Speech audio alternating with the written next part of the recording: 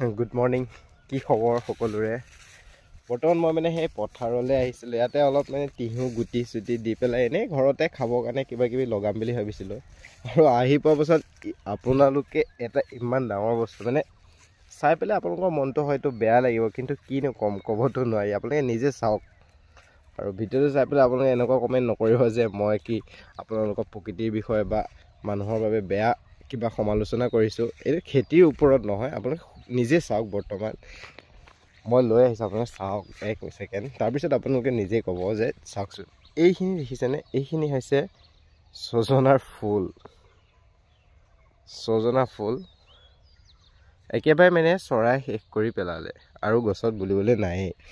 চাওকচোন যিমানখিনি লাগিছে ইমানখিনি ছজনা যদি ওপৰত হ'ল হয় কিমানখিনি, কাৰণ চৰাই মানে খাই বহুত আমাক নষ্ট কৰি দিছে দেই। কিমান চৰাই আমাক চাওকচোন। আপোনালোকৰ কেনেকুৱা লাগিব যদি আপোনালোকৰ এনেকুৱা হয়? কমেণ্ট কৰিবচোন। একো নাই, ভগৱানৰ ওপৰত দি দিছোঁ আৰু হ'ব লগা আছিলেই।